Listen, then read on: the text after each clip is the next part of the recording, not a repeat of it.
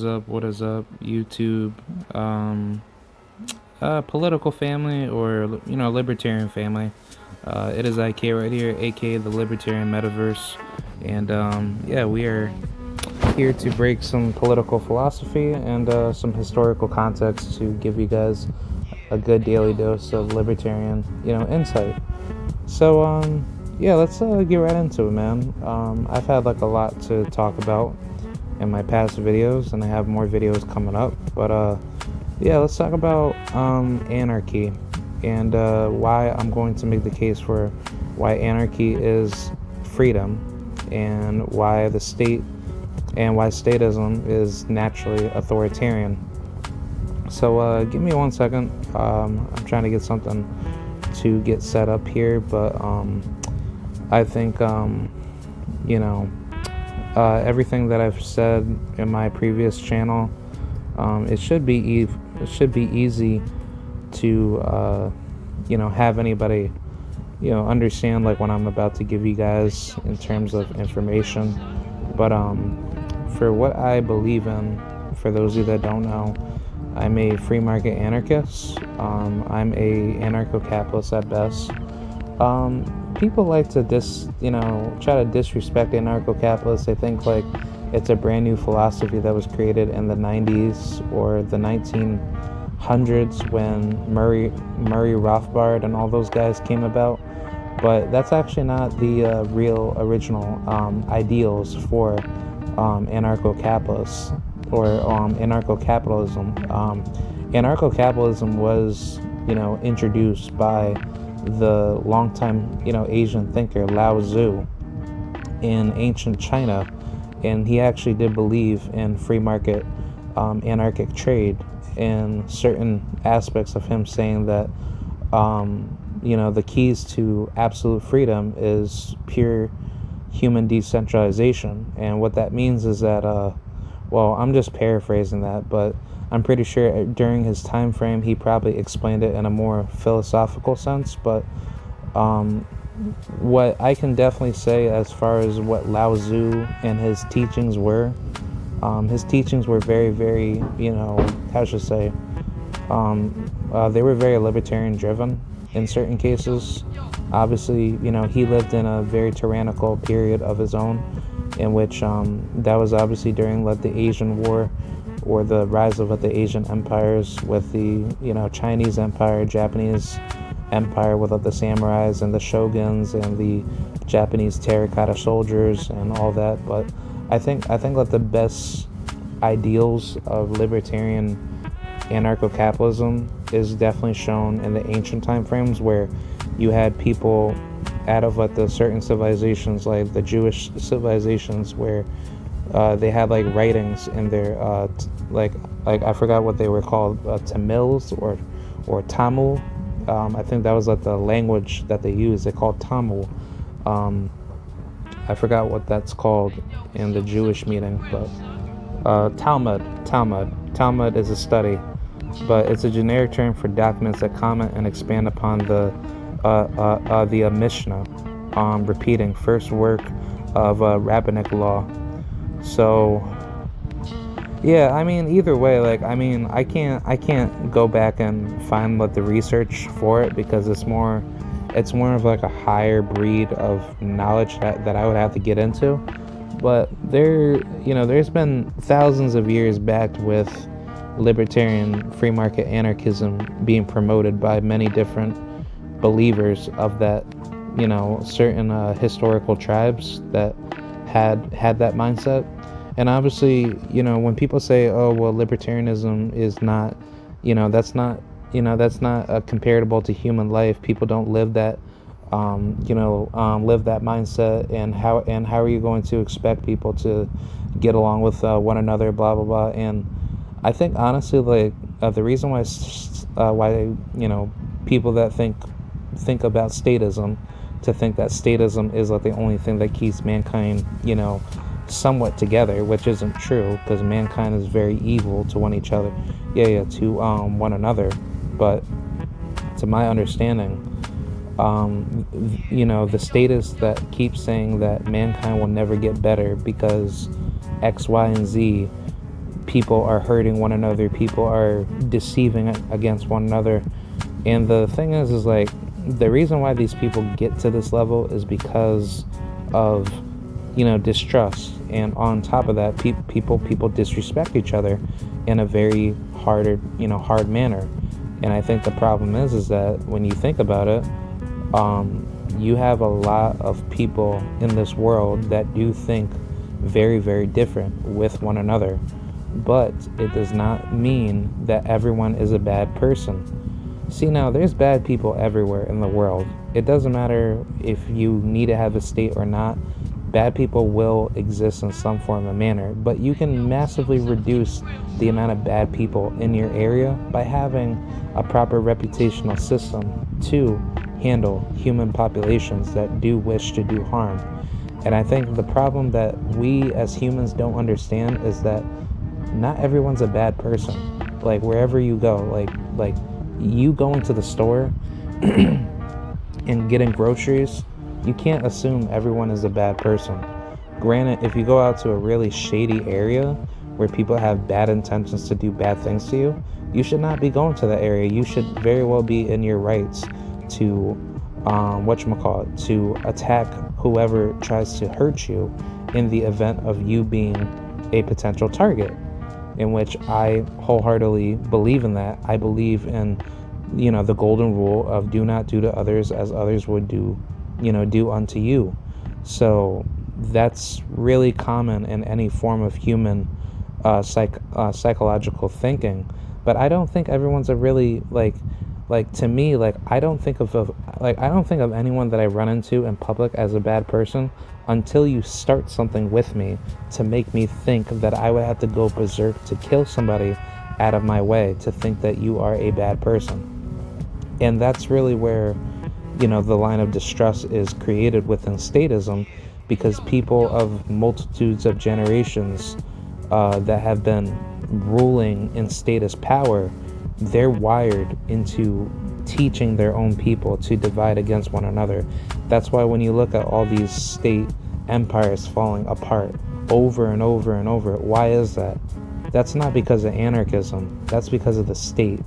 When anarchists come to quote-unquote power, these people just want to be left alone. But when statists come to power, when statists infect their mindset to be a very destructive class of humans, that's where statism falls into massive destruction. And it's a never-ending battle, because when governments are quote-unquote created, which the state doesn't really exist, it's just a it's a mindset that people believe in, to be fooled into thinking that everything needs to be revolved around a ruler. And that's where people think that a ruler needs to be managed in every single human association or human communal association. That's why people say you can't have a civilization without a kingdom, because kingdoms are the the predecessor of making civilizations. And that's not true, because it's there's been plenty of civilizations that have proven that human leadership can still be managed without having an authoritarian state backed with it, or a centralized arbitration backed with it. That's why people say what they say about statism being necessary for the world, because they just look at all the evil empires that were created, for states to, come about, and then people doing really evil, insidious crimes and whatnot. So that's what people believe in, because they think okay, well, if let's just say King Arthur of ancient England was murdering people that didn't believe in his ideal mindsets, and that's been carrying on for hundreds of years, if not thousands, which statism has only been around for at least 5,000 plus years, if not close to 8,000. The time frame or the time length of it is not really consistent, because the time frames are so outdated, because people use those religious forms of time blocks or time stamping. So they use AD and then they use BCE or BC. I don't know what the fuck that means, but the thing is like, when you think about it, the state is not a permanent ideal mindset.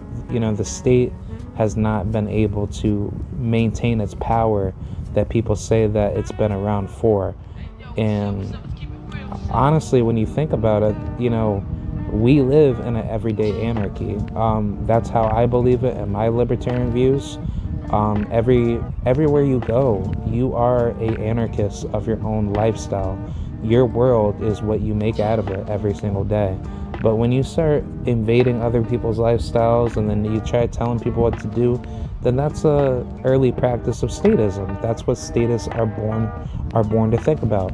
Oh, you're a bad person every time you walk out of this door. You're viewed as a bad person according to the state's eyes.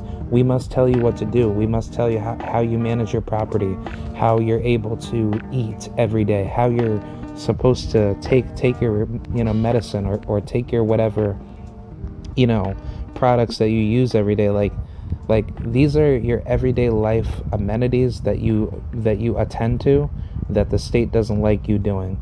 Like when you walk outside and let's just say you're out in the woods and you need to go to the bathroom. The state looks at that as a crime, because they think like, oh well, if mankind was able to do it back in the old days of when humans were hunter-gatherer cavemen, that means that we can't do it now, because you have to go to like an actual bathroom if you need to go to the bathroom. And it's like, that's not true. Like everyone needs to go to everyone needs to go to the damn bathroom. Like people have certain autonomous rights of their own to control their own bodies.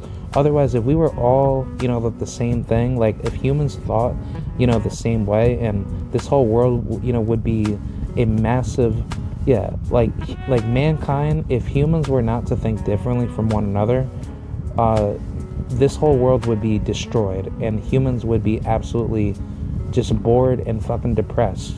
And that's why people think of these things when they talk about statism, going to the maximum level to say everyone needs to live like everyone else and everyone needs to be told what to do.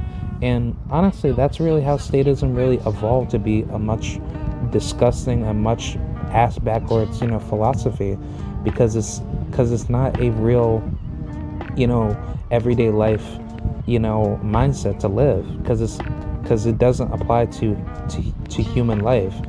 Like, you can't tell me that my lifestyle and values are the same with George Bush's values of the United States when he used to be president. Like, you can't tell me that he's going to look out for my well-being as a individual. And furthermore, he doesn't care. Like, he doesn't care about what you do, because he's taking it.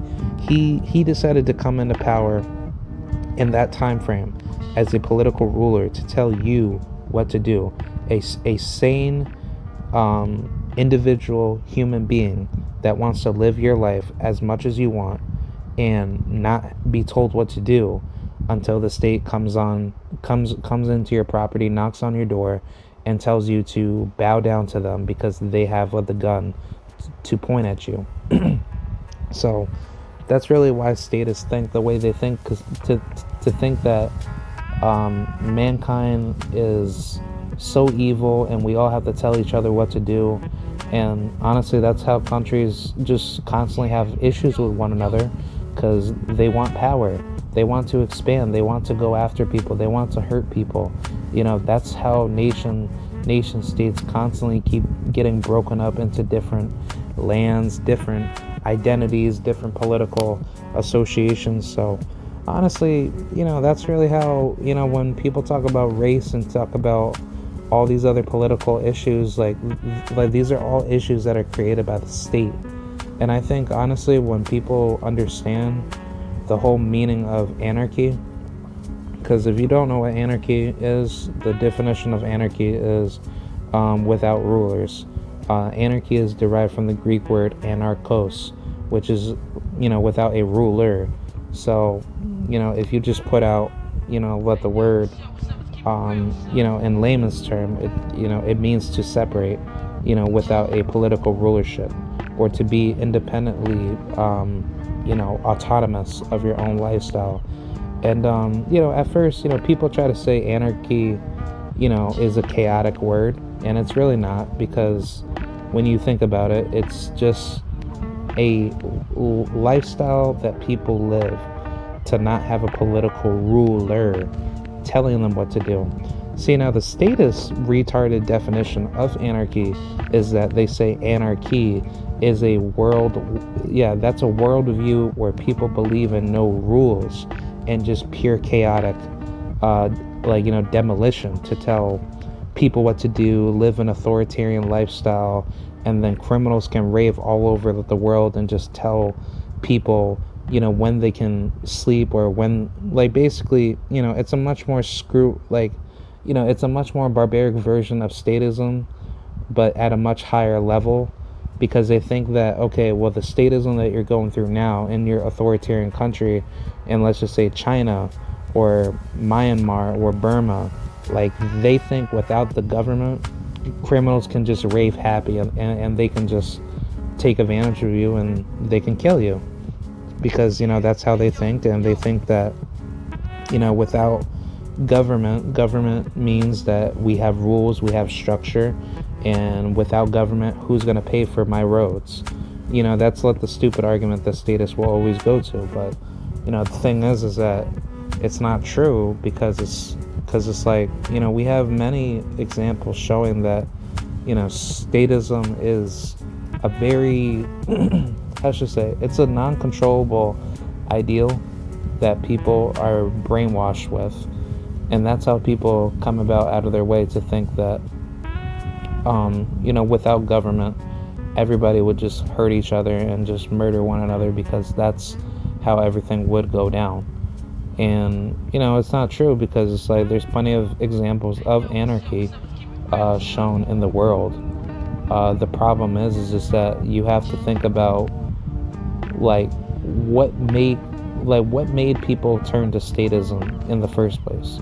And before I get into that function, the examples of anarchism is very vast and huge in previous forms of history. I'll even use certain groups such as the Algonquin Indians. Those are people that existed in America at the time frame where they actually had forms of decentralized anarchism, and they had a massive belief system of not wanting to tell people what to do. People were living fine. People were not being, authoritarian or whatever. And I think, honestly, that's really where everything went down with all the other tribes in previous history. There was ancient civilizations that did practice, libertarian anarchism. Ancient Kaspaya, that was people say that was a city-state, but it was just a decentralized covenant community. Well, I don't even want to say covenant. It was really a decentralized city-state, civilization. Well, I would just say a decentralized civilization. I don't like calling places like that city-states, because city-states would fool a statist to think that there was still a ruler telling people what to do. And people will fool that to be saying that, oh, well, that means that, every society that you bring up has to have a leader. And, that doesn't show full anarchy. People think that with anarchism, you can't have leaders at all. And that's not true. You can have leaders in your own subnet communities within a major decentralized community, where people can have their own rules and regulations set up way better than for what states do, where you don't tell people to be hey, you have to give me 30% of your income that you make in this community if you want to live here. No. If people want to do that, fine. That's something that they give consent to say, hey, we're old people, we can't fend for ourselves, but let's have a community based off of private security where we have a gated community, we actually help each other out, and we could actually have structure. We could actually have our rules and regulations through voluntary consent. That is something that can easily be managed in a free market driven libertarian anarchic area, or a free market anarchist society. I just call it like a free society, because free societies would technically mean if you want to do what you want to do, you can do it. But if you're trying to hurt somebody in the event for doing something that that is wrong, then you should pay the price for it, because people will have to have their own actual laws set in place that they have set in in their own communities. But I'm not going to get into that. I'll save that for like another video. I'm just explaining why anarchism is why anarchism is actual freedom versus statism being actual authoritarianism. So I think either way, when people really look at the term anarchy, they really think that anarchy really means chaotic violence, but they tend to forget that statism is real violence. Like, that's monopolized violence in a geographical location for arbitrary rule.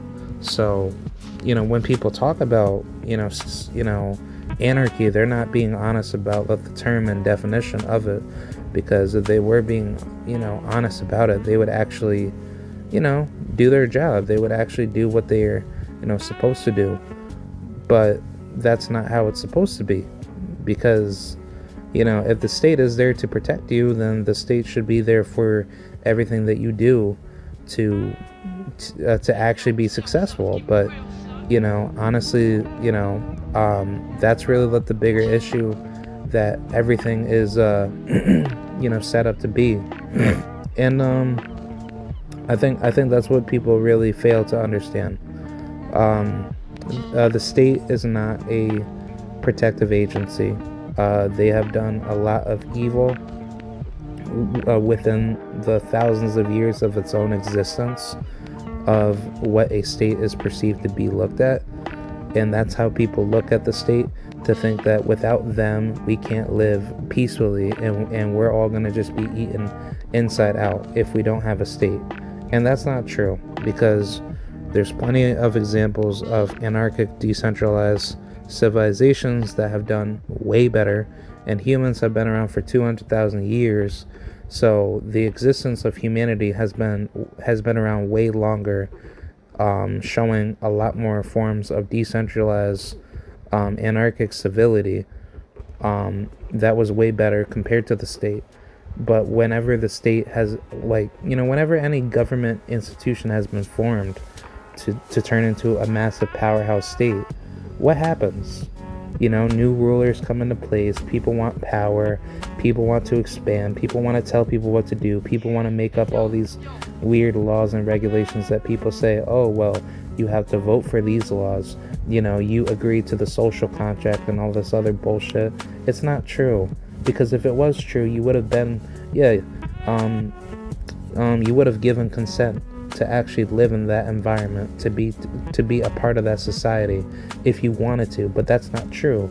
And on top of that, if you want to leave your own state or your own country, you have to get permission from your own governmental institutions to have you leave. How evil is that? That's never happened under anarchism, because anarchism is freedom. Anarchy is the pure, absolute definition of what freedom is about. I am my own ruler of my own body. You own your body. You are the one that determines what is right for your lifelock, or livestock liberty and happiness. And I think when people understand that, people will understand that private institutional businesses that actually provide agency for people that want services in a competitive free market system is a lot more safer, but also a lot more clear for people to know that you are your own powerful individual that is brought into this earth only one time, because we don't know what happens after we die. I do believe that, in my own beliefs, spiritually, I'm not a religious person anymore. I used to be really religious, but I'm a deist. I believe that there's a spiritual essence after death that does look over humanity in some form of a way, and I do believe that if we do die, there could be a scientific evidential form of a spiritual world for humans after we die. And I think with animals, that's the same thing too. But then again, that's a different conversation for scientific debate.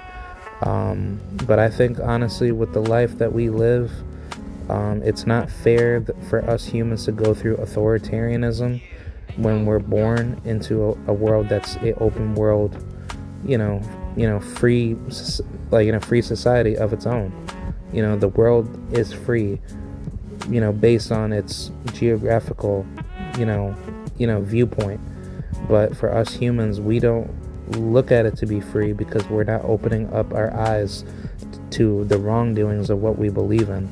So that's what makes humans think that we all have to be evil to one another, which isn't true, because humans were, like, obviously, granted, like when mankind was trying to understand its role, into the world, yeah, you have people that have disputes, but the disputes that mankind had leading up to statism were nowhere near to where disputes end up becoming massive wars, where government militaries go after other people's lands or other countries' lands and start blowing people up and start hurting people. Like, that never got to that level because mankind was never like purely centralized to have a massive powerhouse or power vacuum houses of superpowers that were generating a crapload of militaries and political destruction to tell people what to do and try to monopolize other people's lands and take over their bloodlines, or try to tell people how they should live. And that's where you see like all the bigger problems in all the first world leading into second world countries, and definitely third world, because third world is definitely where third world is more of the monopolized dangers, where government militaries from the first world try to interfere in political institutions of those countries in the third world, economies of those nations, and try to cause massive manipulation of the people to kill one another and create political riots and political revolutions out of nothing that's not necessary to even exist in the first place. But I guess as far as like what I believe in, people want to ask, like, okay, if anarchism is existent in human livestock, why isn't mankind turning to it in massive numbers? And my closing point with this is that mankind is very, very we're very, very divided right now. But I think when the time is there, humans, we do live in our own anarchic lifestyle. It's just that the state acts like a pseudo-anarchist of its own, telling other countries of different states what to do, and therefore those nation states or nation government states are abusing its own power to tell people how they should live their own life. But people are revolting against it in certain spectacles of what they can believe to be unlawful, or a sign of not bowing down to the state's control. And I think to furthermore this argument, we are starting to see a massive influx of status crumbling in power. I think especially where I'm at here in the United States, the American government is definitely falling apart. But it's not just trying to see the state fall apart in one country and then every other country is going to follow. It needs to be a permanent change of human action that will cause decentralization to flow a lot faster. And I think when libertarianism finally gets its final bullet to kill statism for good, I think what's going to happen is that a lot of countries will start to break off fast, and then people will start to, definitely see a lot more freedoms be developed a lot faster, where people can now decentralize. And I don't think it's simply due to the state's power strangling, the economies that are out there that are struggling now in, all countries that quote unquote exist. But I think, when mankind, finally has had like enough with statism, I think statism will completely crumble fast, and everything that you see out of the state will turn into, a different reformed, usage of what people want to use it for. I mean, all the politicians will probably end up getting hanged and end up getting, destroyed. But I mean, other than that, when people start to, really embrace freedom at a massive level, I think it'll start definitely in first world countries. I definitely think third world countries are definitely taking a massive, change in it, but it's definitely being shown all over, the world. I mean, I could even keep going on with all the other anarchic civilizations that have had like a massive track record in pure decentralized, libertarian, anarchic, behaviors, such as civilizations like ancient Ireland. People try to say that, that wasn't libertarian, but they definitely practice anarchic practices of their own laws and structures of some form of decentralized privatization. Ancient Iceland, definitely the Algonquin Indians in America. I'd probably say the Comanche Indians. That's a potential example. I need to look more into that. Obviously, like these examples that I bring up, I'm not saying that was ever comparable to, libertarian free market anarchism, but when you look at like the style of what they had in terms of, political organization, well, I wouldn't even say political organization, but just their philosophical organization of how they had people come together. They weren't telling people what to do through their own leaders. They didn't have massive states of their own. Obviously, they had certain tribes representing their own decentralized type national, well, I wouldn't even say states. They were just basically decentralized communal structures. They were their decentralized civilizations that came together of their own, and they had different blocks of land that was basically set up where people had their own property, and then they had certain leaders guiding their own people to help them grow. And when you look at that, that's technically what anarchism could be in a nutshell. That's not to say every anarchist in the world would do that.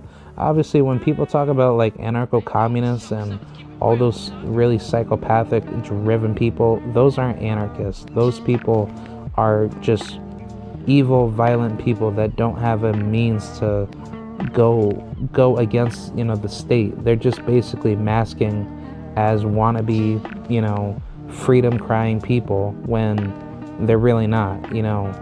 They're basically revolting in violence. They're trying to use a state to quote unquote break it down and rebuild it to a much more destructive state, which they call that to be anarchism. And that's not true, because if you really want real freedom, you have to kill the state with nonviolence first before you could use violence to fight against it if it doesn't revolt against a purely libertarian driven area. That's where people are too afraid of that that ideal mindset, because they think that, okay, when libertarianism fully takes over, in which we live in a anarchic world now, it's just the concept of pure libertarian thinking. When that takes over, the state's power is not as powerful as people make it out to be. And I truly believe when people have fully achieved pure decentralization, I think that's where the state's power is meaningless, because everyone is unified off their own principles of where they believe in. And then if you want to live in a certain community that you feel comfortable living in, you'll understand who to trust and who not to trust. And I think that's what makes anarchy nice, because When people understand, hey, I'm not being taxed or I'm not being extorted 30 to 50% of my income, and now I can now live my life however I want, that's what's going to make anarchism a lot more successful. And I think all the bad things that people make out of it, they'll all be washed away fast, because there's going to be a lot of exploration of new ideas. And I'm not saying it's going to be perfect. There's going to be people that want to do some really heinous things, but I think those people will end up getting killed faster in human societal spontaneous order, if you will. And I don't think those people would exist, because you would now have to be reliant off of human human reputation. And when people know who you are as a person, and they tell other people, hey, don't do business with this guy, he's a really evil person, yeah, then people, they're going to be vigilantly watching you to say, no, you get out of here, don't be bothering us, leave us alone. And that's how it should be. Versus when you live in the state of, let's just say, Nebraska, and the government's trying to go after Black Americans for simply existing, and they knock on Black Americans' doors to start killing off Black people. How does that protect people's lives if people are not able to defend themselves, or if they at least will defend themselves, but the state's going to say they are legalizing killing of Black Americans with the use of the police state to go to every single family's household and just basically shoot everybody up. Like, that's basically what I'm talking about. That's where statism breaks away from anarchism alone, because anarchism does not do any of that. Anarchism never started slavery. Anarchism never started massive wars. Anarchism never started, like human trafficking of any status function. Like these things are prioritized through state criminalized means.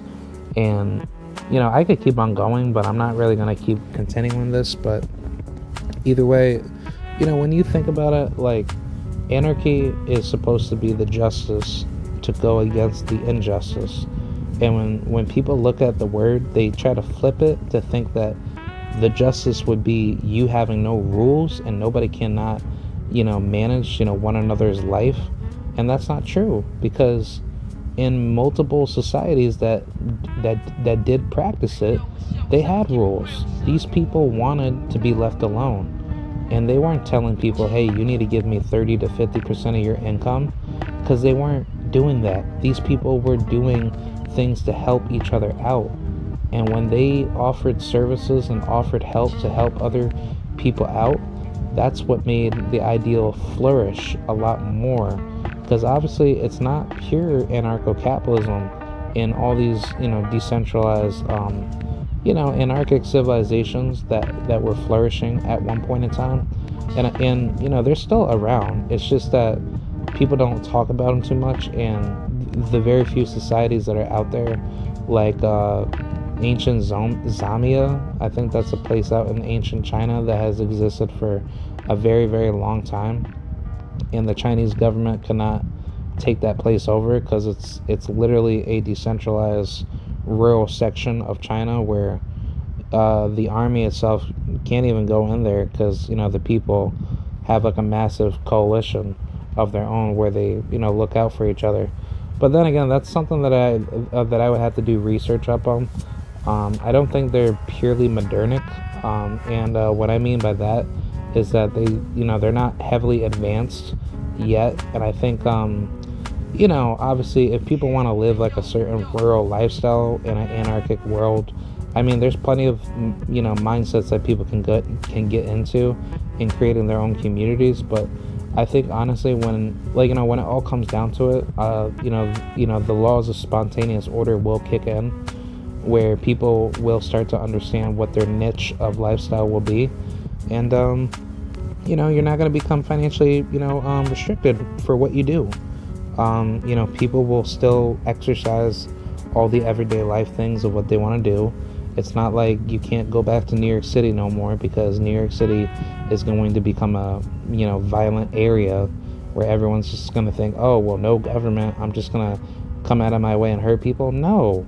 If anything, New York City will probably end up becoming a lot better, and people will use that city more for what it's actually worth, where people can actually go there and, produce a lot of, massive innovation.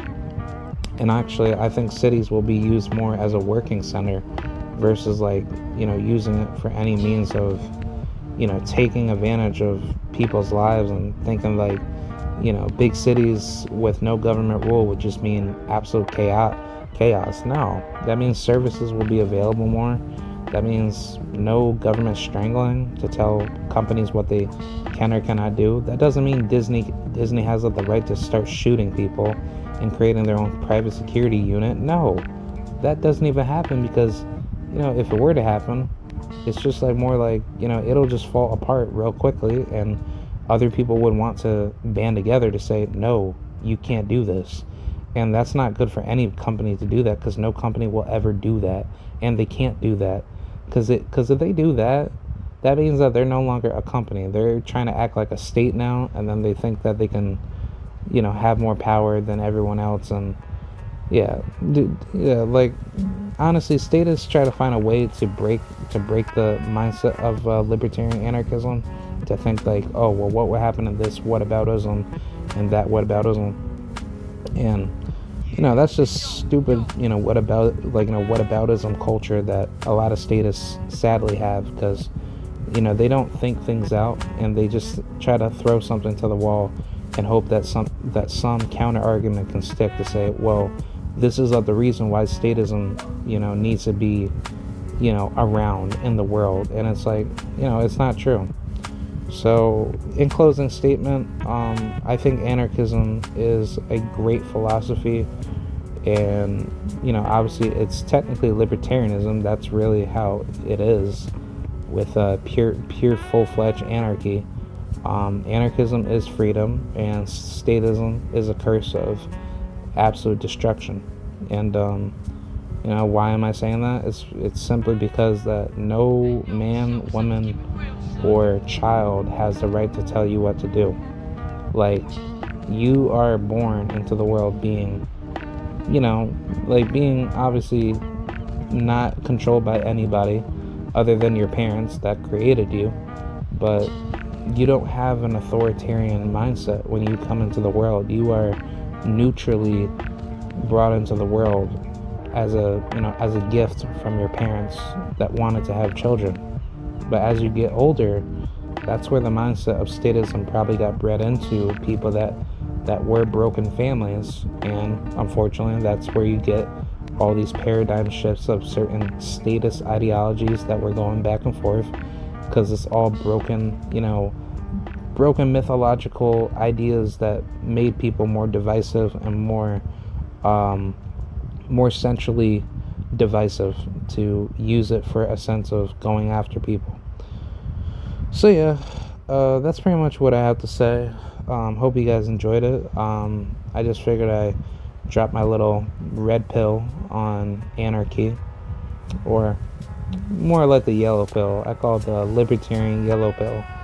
But that's my little daily dose of libertarianism, and hope you guys enjoyed. And I have a lot more ideas coming to the table, so I hope you guys enjoy it. I'll see you guys later. Peace out, peace, liberty, happiness, and freedom. So I'll see you guys later. Peace out, and salute to all my libertarian people. So I'll see you guys later. Peace out. Bye.